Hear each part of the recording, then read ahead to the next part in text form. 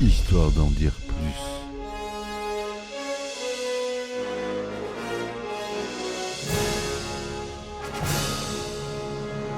Eh ben attendez, on est en France. Allez, cul sec. Hop.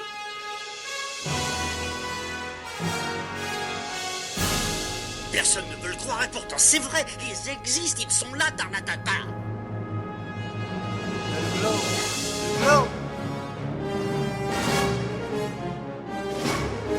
Il faut qu'on pète.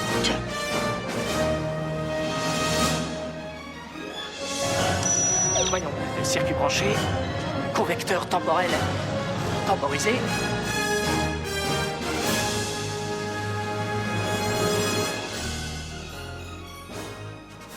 Bonjour, bienvenue sur Histoire d'en dire plus. J'espère que vous allez bien. Aujourd'hui, on reste sur la saga Alien. Et vous vous doutez bien, j'ai fait le 1, le 2. On va faire Alien 3. Et c'est le grand réalisateur David Fincher qui se colle cette fois-ci aux manettes. Un film sorti en 1992. Alien 3 qui est typographié Alien au cube, avec le 3 en petit. Donc qui est un film de science-fiction horrifique, américain évidemment, avec au scénario Larry Ferguson, David Giller, Walter Hill. La musique, on retrouve Elliot Goldenthal. Comme acteur principal, on retrouve notre cher Sigourney Weaver, Charles Dutton, Charles Dance, Lance Henriksen,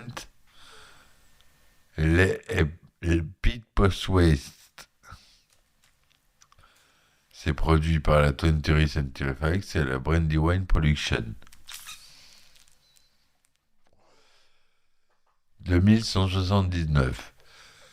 Ellen Ripley et ses compagnons rescapés, la jeune Newt, le caporal X et l'androïde Bishop dorment en biostase à bord du vaisseau spatial USS Sulaco qui retourne vers la Terre après les événements de LV-426. Mais un facehugger est présent à bord et brise l'une des capsules de stase où ils dorment et son sang acide provoque un incendie. L'ordinateur de bord du USS Sulaco éjecte alors les cryotubes des 4 passagers dans une capsule de sauvetage EEV. La capsule s'écrase peu après sur Fiorina Fury 161, une planète prison où se trouve une colonie minière pénitentiaire. La capsule est récupérée par les membres de la colonie, mais seul Ripley a survécu au crash. Examiné par un médecin, le docteur Clemens, celui-ci pense qu'elle pourra s'en sortir. Le superviseur de la prison, Andrews, et son adjoint Aaron expliquent ensuite la situation aux prisonniers, leur assurant que la survivante, pour lesquelles elle constitue une tentation, sera prochainement évacuée. Peu de temps après, Ripley est réveillé par Clemens, qui lui apprend la mort de ses compagnons. Ripley souhaite voir les restes de la capsule EEV et une fois sur place, observe une marque d'acide sur le cryotube de Newt. Elle demande alors à Clemens de pratiquer une autopsie sur le cadavre de la fillette, en prétextant un risque de choléra. Clemens, d'abord suspicieux, accepte cependant, mais l'autopsie ne donne rien. À la demande de Ripley, les corps de Newt et X sont incinérés dans le haut fourneau de la fonderie. Au même moment, le chien d'un des prisonniers présent lors de la récupération de l'EEV est pris de convulsions avant qu'un xénomorphe ne jaillisse de son corps. Jusqu'à son évacuation, Ripley est contrainte de cohabiter avec les détenus. Dylan, leur chef et leur mentor autoproclamé, lui expliquent qu'ils peuvent encore, pour le moment, tolérer sa présence.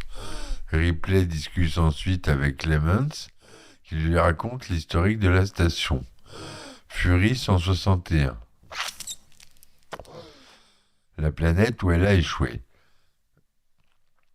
Elle est l'hôte d'un ancien pénitencier minier qui abritait autrefois 5000 détenus, chiffre réduit désormais à 25. Ces derniers, devenus les gardiens des lieux, entretiennent désormais le haut fourneau de l'installation. À la fermeture de la fonderie, les derniers détenus ont décidé de rester et se créer une nouvelle religion. Cependant, Clemens élude toutes les questions concernant son propre passé, Ripley faisant de même, ils deviennent finalement intimes. Le lendemain, un détenu est tué dans une bouche d'aération. Arrivé sur place, Clemens est intégré par une marque d'acide similaire à celle trouvée sur la navette EEV. Il partage cette information avec Ripley, qui décide de se reconnecter, ce qui reste de l'androïde Bishop, dont le corps avait été jeté aux ordures. Après avoir échappé d'une agression de plusieurs détenus grâce à l'intervention de Dillon, Ripley active Bishop. Elle lui demande d'analyser l'enregistreur de vol de l'EEV et l'androïde lui confirme qu'un incendie est à l'origine de l'éjection du l'EEV du Sulaco, mais également qu'un alien se trouvait à bord et que la compagnie Weyland-Yutani en a eu connaissance. Bishop, souffrant, demande ensuite à Ripley de le déconnecter. Dans l'intervalle, l'alien attaque un groupe de 3 prisonniers isolés et en massacre 2. Le survivant, Golik, raconte alors ce qu'il a vu. Ripley confirme ses dires, finissant par dévoiler à Andrews et à Aaron son histoire. Mais ces derniers refusent de la croire. Andrews lui rétorquant que de toute façon, la station ne possède pas d'armes. Il met ensuite Ripley en quarantaine à l'infirmerie en attendant l'arrivée de la navette censée la récupérer. Par la suite, Clémence finit par se livrer à Ripley, ancien médecin urgentiste sur Terre. Il provoque un jour la mort accidentelle de 11 patients en se trompant dans le dosage des piqûres à la suite d'une longue garde ininterrompue. Emprisonné sur Fury 161 avec les autres détenus, il décida de rester avec eux, n'ayant nulle part où aller. Peu après, et alors qu'il soigne une Ripley mystérieusement affaiblie, l'alien surgit et tue Clemens, mais épargne étrangement Ripley en s'approchant de cette dernière. Courant prévenir les autres, Ripley rejoint les prisonniers réunis par Andrews, mais ce dernier fut finalement brutalement emporté à son tour par la créature aux yeux de tous. Sans armes pour se défendre dans une station délabrée, les survivants imaginent emprisonner l'alien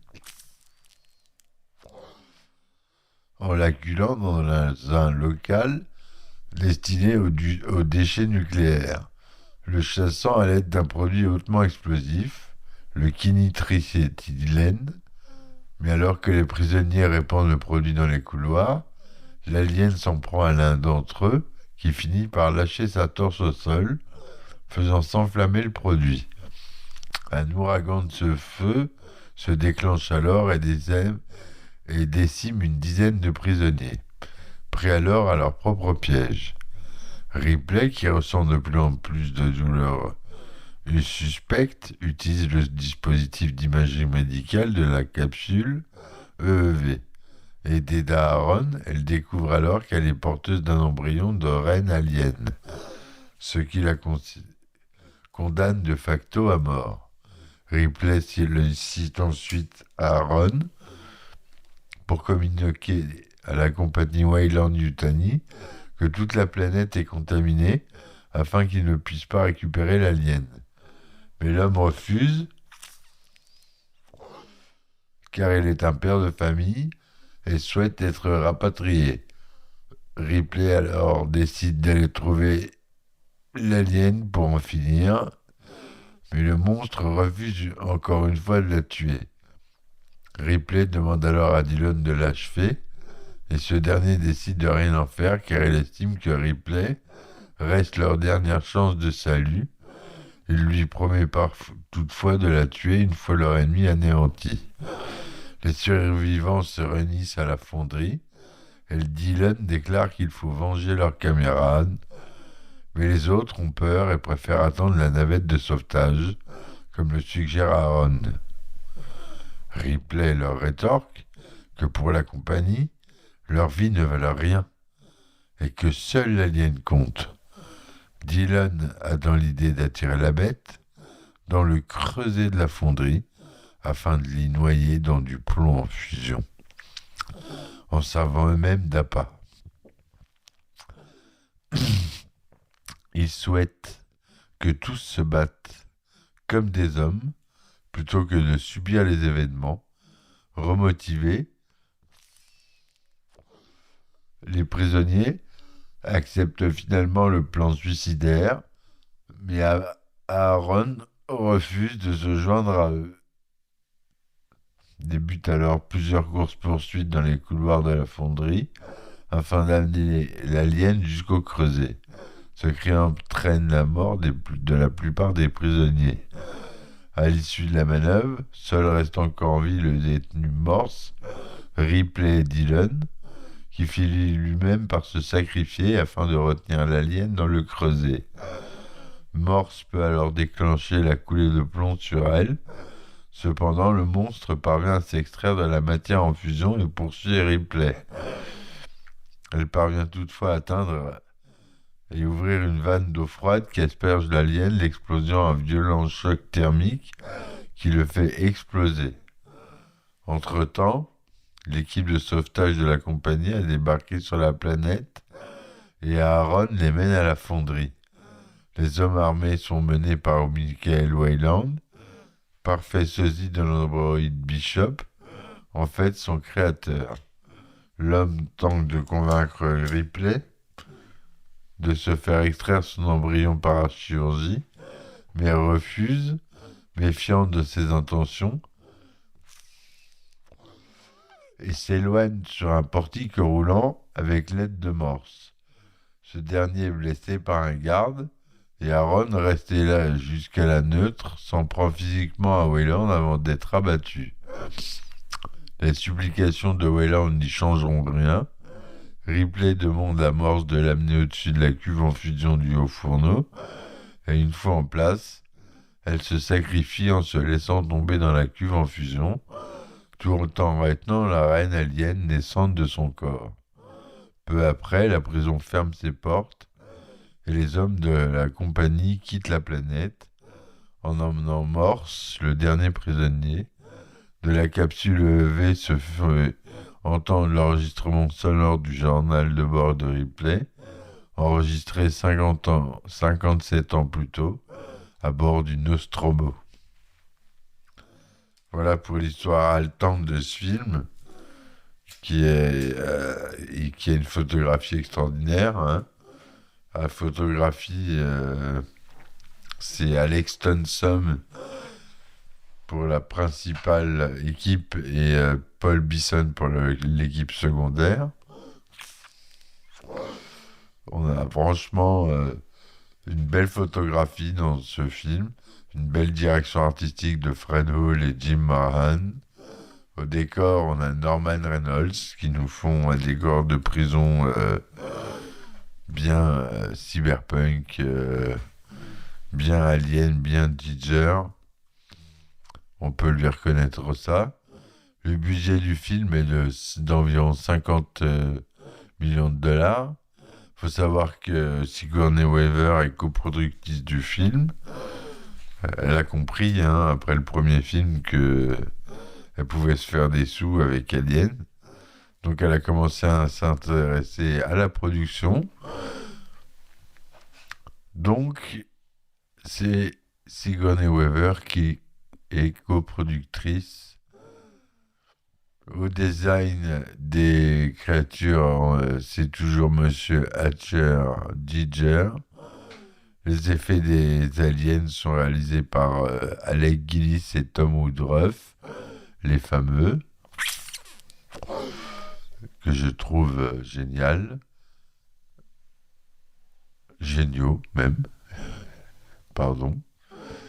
Donc c'est tourné en couleur en 35 mm de 39e cinémascope son Dolby pour la version 35 mm et la version 70 mm en 2/20 Panavision 70 son Dolby. Il y a 3 versions du film, la version originale de 114 minutes, une version à édition spéciale de 138 minutes et une édition version longue de 2003 qui dure 145 minutes. Le film est sorti aux États-Unis le 22 mai 1992, en France le 26 août 1992. À l'origine, la Fox contacte Brandywine Productions pour 2 nouveaux films. Les producteurs de la saga, David Giller et Walter Hill, envisagent plusieurs histoires disponibles. Ils élaborent alors une idée autour de la société Weyland-Yutani qui s'oppose à des humains à l'idéologie socialiste qui se séparent de la société et de la Terre. Sigourney Weaver n'aurait pas retrouvé son personnage d'Ellen Ripley que pour un cameo. Ce 3e film aurait été centré sur le personnage de X, incarné par Michael Biehn dans Aliens le Retour. Il était ainsi prévu que Ripley revienne dans un 4e film, ou alors elle serait engagée dans une bataille épique contre une multitude d'aliens créés par des terriens expatriés. Ce qui n'est pas du tout ce qui est arrivé, hein, pour la preuve. D'abord sceptique, la Fox décide de financer le projet de David Giller et Walter Hill, à condition que Ridley Scott dirige le film et que le 4e film soit tourné dans la foulée pour réduire les coûts de production, mais le cinéaste britannique est trop occupé par divers projets à cette époque. Le président de la Fox, Joe Ross, pense que le personnage de Sigourney Weaver est la pièce centrale de la saga et la seule femme soldat du cinéma. Un salaire de 5 millions de dollars est alors proposé à l'actrice, plus des bonus sur le box-office.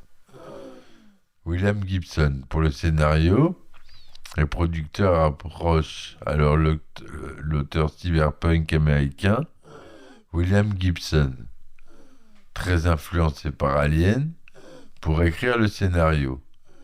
Il écrit un traitement pour l'histoire de Giller et Hill, centré sur X et Bishop, car Sigourney Weaver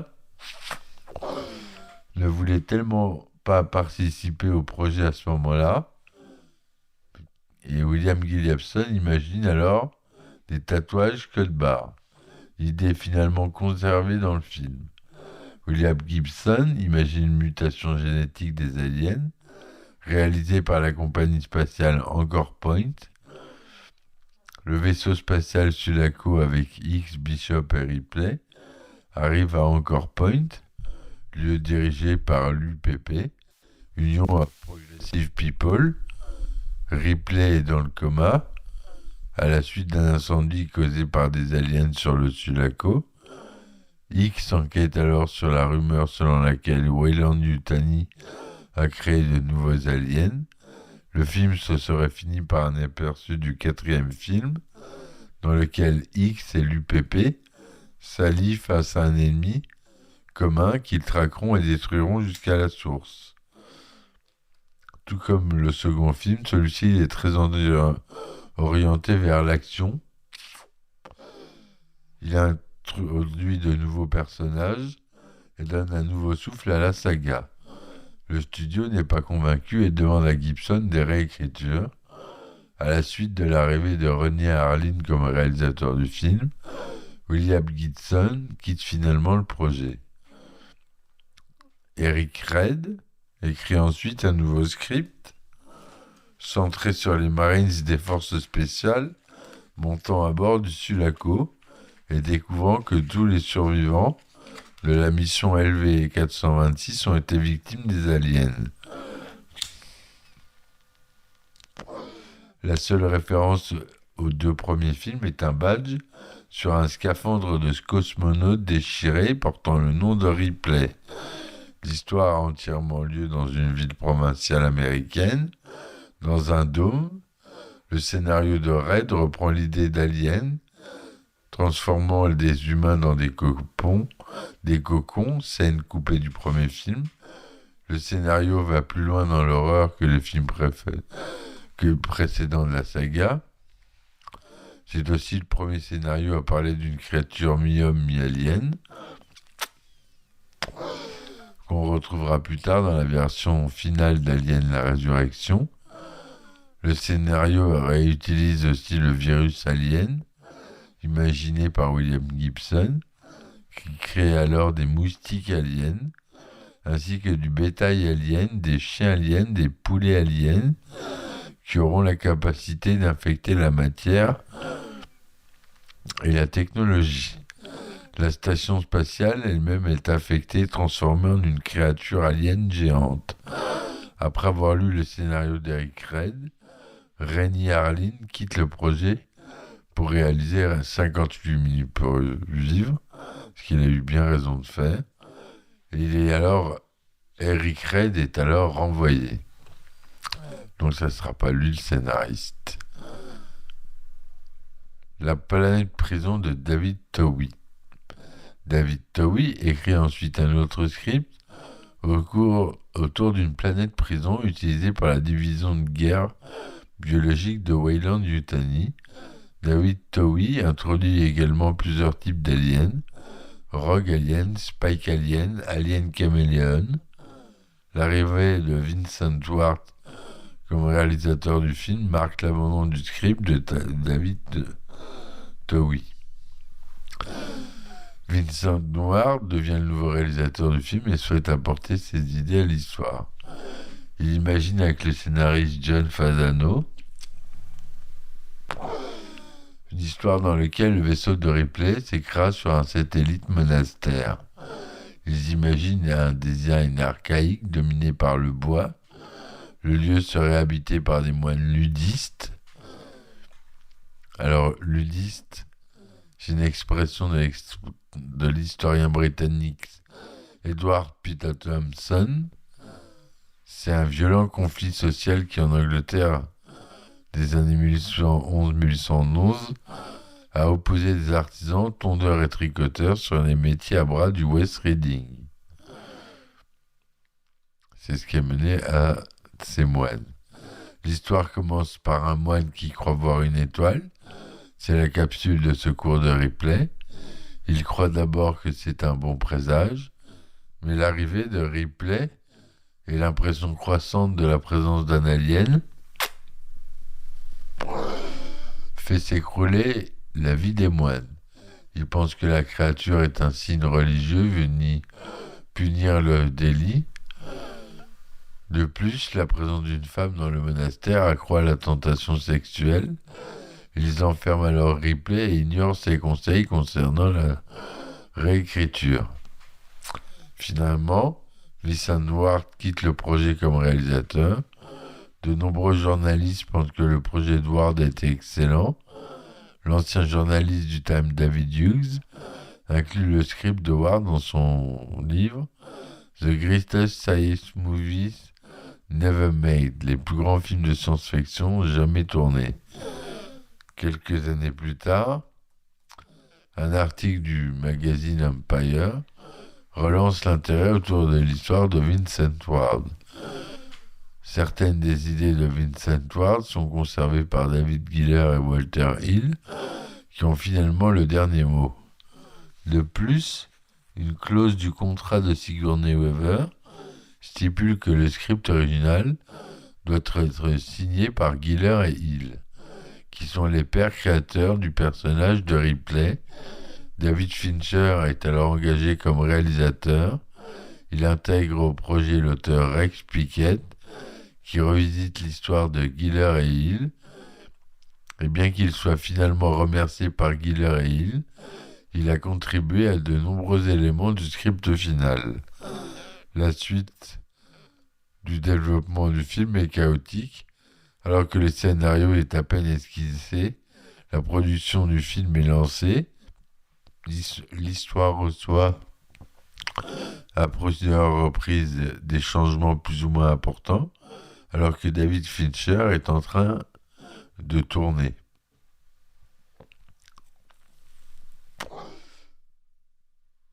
Michael Biehn, qui jouait le caporal Dwayne Hicks dans Aliens le Retour, avait menacé de poursuivre en justice les producteurs d'Alien 3, car ces derniers voulaient utiliser son corps avec le torse explosé par la sortie d'un alien. Michael Biehn, qui espérait reprendre son rôle dans cette suite, ne voulait pas que son image soit utilisée de la sorte. Finalement, l'utilisation brève d'une photographie de son personnage lui permit d'être payé autant que pour le second film. Voilà, donc il a eu ses sous. Comme quoi, suffit de réclamer. Le tournage débute le 14 janvier 1991 dans les Pinewood Studios, près de Londres, alors que le script n'est toujours pas achevé. Il a notamment lieu dans le célèbre plateau Albert Air Broccoli 007, où sont souvent tournées des scènes de James Bond. D'autres scènes sont tournées en Angleterre, dans la centrale électrique de Bliss, ainsi que dans le comté de Durham. Peu après la fin du tournage, certaines scènes avec Sigourney Weaver ont dû être retournées. Entre-temps, l'actrice a fait laisser repousser ses cheveux pour éviter qu'elle ne se rase à nouveau. Ses cheveux ont été cachés sous une prothèse en latex. D'après les superviseurs des effets spéciaux du film dans les commentaires audio du DVD, c'est le premier opus qui a utilisé des images de synthèse. Dans de rares scènes, cependant, notamment celles où on voit l'alien recouvert de plomb fondu. Les scènes spatiales, quant à elles, ont été réalisées avec l'usage traditionnel de maquettes. Et ouais, on avait encore des bonnes vieilles maquettes, super détaillées, ultra réalistes. Mais j'aime la 3D, hein. Vous savez bien. La musique est composée par Elliot Goldenthal, qui l'a enregistrée pendant les émeutes de 92 à Los Angeles, ce qui a un peu contribué à la nature de la musique. Des titres comme Wreckage and Rape, First Attack, Death Venge, Explosion and Aftermath, The Dragon, The Entrapment, Agnus Dei, des titres percutants, hein. Alien 3, il a reçu un accueil assez mitigé à sa sortie. 43% sur Rotten Tomatoes pour 56 critiques. 5,3 sur le consensus, qui dit que Alien 3 prend des risques admirables avec la mythologie de la franchise, mais beaucoup trop peu sont récompensés dans une suite peu scénarisée, dont les effets visuels élégants ne suffisent pas à raviver le manque de sensations fortes. Sur Metacritic, il obtient 59%, sur une base de 20 critiques, avis généralement favorable. James Cameron, réalisateur et co-scénariste du précédent opus, Aliens le Retour, dont j'ai fait le podcast précédemment, c'est l'épisode précédent, en a voulu personnellement à David Fincher d'avoir détruit la relation complexe des personnages de Ripley, Hicks et Newt qu'il avait établie à la fin de son film. Il exprimera d'ailleurs publiquement sa déception concernant Alien 3 avant de s'excuser en apprenant les conditions du tournage auxquelles fut soumis Fincher. Le film a connu un certain succès commercial, rapportant 159 814 000 $ au box-office mondial, dont 55 millions en Amérique du Nord, pour un budget de 50 millions. Donc il est rentré dans ses frais. Il a fait 2 fois et demi son budget. Donc ils sont rentrés dans leurs frais. C'est pour ça qu'il y a eu un 4 d'ailleurs. Hein. Il y a eu la récompense du Motion Picture Sound Editors du meilleur montage sonore pour les doublages. Il a été nominé pour meilleur film de science-fiction, meilleure actrice pour Sigourney Weaver, meilleure réalisation pour David Fincher. Il y a eu un jeu vidéo Alien 3 qui est sorti en 92, produit par Probe Software, enfin développé par Probe Software. Alien 3 The Gun, un jeu d'arcade de type shoot 'em up. Alors si vous connaissez un peu, c'est comment il s'appelle le jeu PC? C'est un jeu d'arcade aussi. Vous avez des cibles et en fait c'est pas vous qui déplacez le décor. Le décor se déplace tout seul. Voilà. Une série télévisée d'animation, Opération Aliens, est développée par la Fox avec une diffusion prévue pour coller à la sortie du film. Elle sera finalement abandonnée malgré l'avancée du projet. Si aucune image officielle est diffusée, certaines paraissent officieusement sur Internet. Alan Dean Foster a novélisé le film en 92. Dark Horse Comics a publié en 92 une adaptation du film en comics en 3 volumes, écrite par Stephen Grant et dessinée par Christopher Taylor. Par ailleurs, la version non utilisée du script de William Gibson est adaptée en bande dessinée, Alien 3 par William Gibson. Le scénario abandonné paraît en janvier 2020. John Christmas prend en charge des dessins et le scénario. Voilà mes amis ce que je voulais vous dire sur ce film, qui reste un bon film. Pour moi, tous les aliens, jusqu'au 4 en tout cas, sont cultes. Celui-ci est culte, c'est David Fincher quand même. On a le droit à Ridley Scott pour l'instant, James Cameron, et là on attaque Fincher, et le prochain c'est Monsieur Jeunet, qui est pas non plus un inconnu, mais qui est même un de nos chers compatriotes français, qu'on verra dans un nouvel épisode que je vous invite à bientôt écouter et à vous abonner. Merci. Abonnez-vous si ce n'est pas déjà fait pour ne pas louper les nouveaux épisodes. J'essaie de les sortir, mais j'ai beaucoup de travail, alors il n'y a plus de sorties tous les jours, c'est un petit peu tous les 2-3 jours. J'essaie de sortir le plus d'épisodes possible. Excusez-moi, mon téléphone me fait des misères, j'avais pas mis en silencieux, c'est de ma faute. À bientôt. Bonne soirée, si vous voulez me soutenir, vous pouvez. Sur les plateformes comme Tipeee, Patreon. Vous avez les liens dans la description du podcast. Je vous dis à très vite. Ciao, ciao. Merci. Histoire d'en dire plus.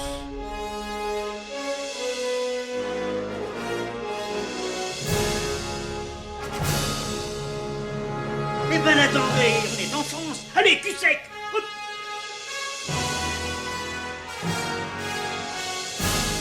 Personne ne peut le croire et pourtant c'est vrai, ils existent, ils sont là, Tarnatata.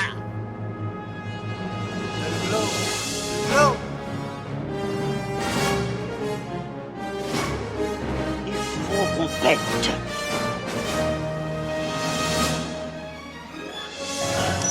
Voyons, circuit branché, correcteur temporel temporisé.